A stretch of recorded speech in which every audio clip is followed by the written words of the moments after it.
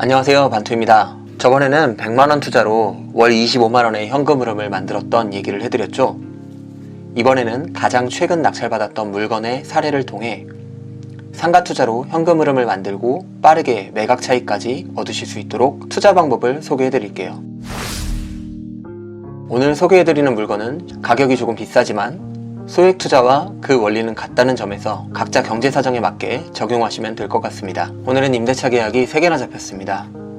계약을 위해 길을 나섰는데요. 총 16개의 임차인 중 이제 셋만 더 채우면 만실이 됩니다. 임차가 완료되고 매각하게 된다면 5억 투자로 1년 안에 최소 30억 이상의 차익과 3억 정도의 임대 수입이 예상되는데요. 이렇게 돈 되는 상가 고르는 꿀팁 지금 바로 시작합니다. 27억에 감정받은 이 상가는 첫 입찰에 4명이 들어왔습니다. 낙찰가는 약 30억 정도이고 대출은 약 20억, 초기 투자비는 약 10억 원 정도 들었고요. 보증금까지 다 받으면 실투자비는 5억이 조금 넘지 않을까 싶습니다. 낙찰받고 3일 만에 3억 더 얹어줄 테니 팔아달라는 매수 제안이 들어왔었어요. 아직 잔금도 안 냈는데 말이죠. 다시 2달이 지나서 명도를 거의 70% 마치고 임차도 절반 정도 채웠었는데요. 이번에는 8억을 더 얹어준다고 팔라는 제안이 들어왔었습니다. 하지만 이 상가는 만실 기준으로 최소 60억 이상의 가치가 있다고 생각하기 때문에 딱히 서둘러 팔지 않았습니다. 안 팔고 가만히 있어도 1년에 3억 정도의 임대료를 받고 이자를 제하고도 실투자비 대비 연수익률 50%는 나올 것이라 생각했기 때문에 서두를 필요가 없었죠. 근데 이상한 게 있죠. 이 상가의 감정가는 27억입니다. 저는 왜 이걸 감정가보다 훨씬 더 높은 가격에 샀을까요? 그리고 왜 감정가보다 높게 이 물건을 사려고 입찰에 참가했던 사람이 4명이나 되고 왜 자꾸만 더 비싼 가격에 사겠다고 제안하며 나타나는 사람들이 늘어날까요? 감정가는 시세가 아닙니다. 점점 감정가가 시세를 잘 반영해 나가고는 있으나 여전히 시세에 미치지 못하는 감정가에 책정이 되어 시세보다 저렴한 가격에 입찰을 시작하는 물건들이 꽤 있습니다. 남들이 아직 아무도 관심 주지 않을 때 한 발 먼저 시세 조사를 해서 저렴한 가격이라는 걸 포착하신다면 훌륭한 물건을 독점할 수 있는 기회가 되겠죠. 이 물건만 하더라도 감정평가 시 토지는 공시지가에 근거했고 건축물은 건축 원가에 의해 그 가치를 측정했다고 합니다. 하지만 토지는 공시지가가 시세가 아니에요. 수익형 부동산들의 경우 건축 원가로 그 시세가 정해지는 것도 아니고 투자 대비 수익률로 그 시세가 정해집니다. 이 물건은 감정가를 측정하는 그 접근 방법 자체가 잘못되어 있었습니다. 그래서 저평가되어 경매시장에 등장하게 된 것입니다. 경매는 싸게 사야 제맛이죠. 그래서 그런지 감정가 100%대 나온 물건들은 보통 사람들이 잘 쳐다도 보지 않습니다. 하지만 돌이켜보면 제가 재미봤던 물건들의 상당수가 감정가 이상의 낙찰받은 물건들이었습니다. 명심하세요. 감정가는 시세가 아닙니다. 남들이 아직 보지도 않고 있을 때 혼자 그 기회를 독점하세요. 일찍 일어나는 새가 먹이를 먼저 잡습니다. 처음 경매하시는 분들에게 현장 조사가 낯설고 무서울 수 있습니다. 모르는 사람들에게 말을 걸고 부동산에 들려 시세를 알아보는 것들은 불편하기 짝이 없죠.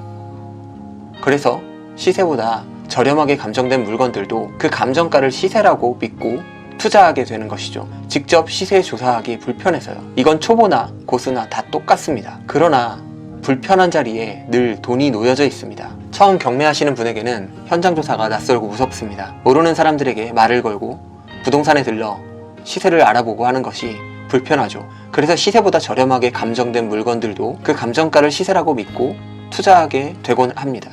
직접 시세 조사하기 불편하니까요. 그러나 늘 그 불편한 자리에 돈이 있습니다. 또 경매에는 법원에서 현장을 조사한 현황 조사서라는 정보가 제공됩니다. 직접 현장 조사하는 것이 불편하기 때문에 많은 분들이 이 현장 조사서를 근거로 임대가 조사를 대신하여 투자하시곤 하는데요. 문제는 이 현황 조사서도 정확하지 않다는 점입니다. 이 물건을 예로 들어보면 현황 조사서에는 대항력이 있는 임차인이 3이나 있었고 미상 임차인도 2이나 되었습니다.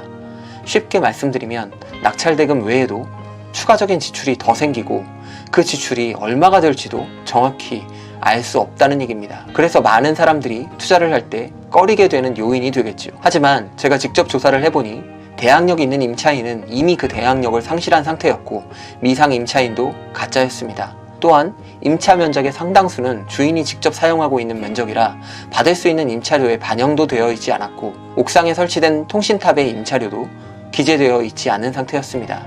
정리하자면 서류와는 다르게 우려할 만한 임차인이 없는 깨끗하고 쉬운 물건이었고 받을 수 있는 월세는 실제와 다르게 훨씬 작게 조사되어 있었다는 것입니다. 상가는 그 월세가 작게 조사되면 그 가치도 작게 측정될 수밖에 없습니다. 월세를 1,400만원 받는 상가는 5% 수익률을 기준으로 33억의 가치가 있지만 2,800만원 받는 상가는 그 2배인 67억이 됩니다. 감정가 때 첫 입찰은 일반적으로 조사기간이 짧고 저만큼 조사를 진행한 사람이 없을 것이라 확신했기 때문에 경쟁자들보다 조금만 더 높은 금액을 적어서도 좋은 물건을 확보할 수 있었습니다. 부동산은 늘 첫째도 입지, 둘째도 입지, 셋째도 입지입니다. 수익형 부동산에서 좋은 입지라면 임차 수요가 풍부한 지역을 좋은 입지라고 봅니다. 임차 수요는 위치 요소가 가장 중요하지만 가시성, 접근성, 희소성 이런 부분도 함께 작용합니다.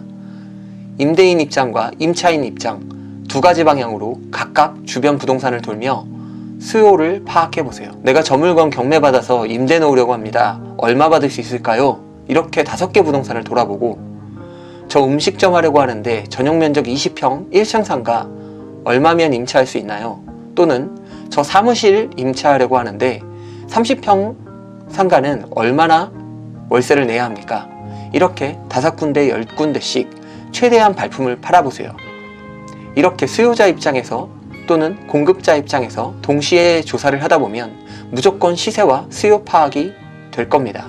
수요 파악이 될 때까지, 시세 파악이 확실히 될 때까지 집에 오지 마세요. 상가 투자는 공실만 없으면 무조건 이기는 투자입니다. 철저한 현장 조사로 최고의 입지를 찾아내서 반드시 이기는 필승 상가를 찾아내보세요.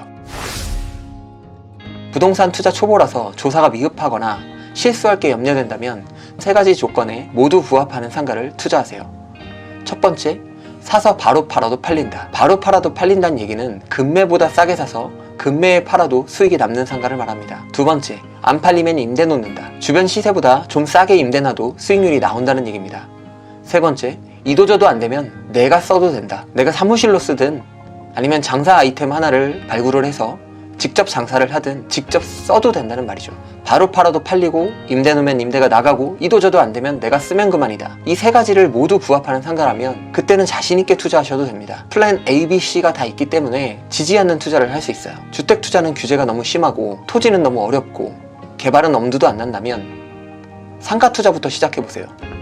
수익률을 분석할 줄 알고 공실 안 날 상가를 고를 줄 아는 능력만 되면 현 시점 기준 상가 투자만큼 쉽고 좋은 투자처는 없습니다. 현금 흐름과 차익, 2마리 토끼를 동시에 잡아 경제적 자유로 가는 완벽한 투자처가 되어줄 것입니다. 사실 상가 투자 기초는 다 담는다고 담았는데 제 기준에서 만든 영상이라 설명이 부족한 부분이 있을 수도 있겠다 하는 생각이 들었습니다. 이 영상을 보시고 혹시라도 궁금한 점이 있으시다면 댓글을 달아주세요. 설명이 부족했던 부분은 바로 답글을 달아드리고 답글로 모자라다면 보강 영상을 제작해 보겠습니다. 오늘도 긴 영상 시청해주셔서 감사합니다.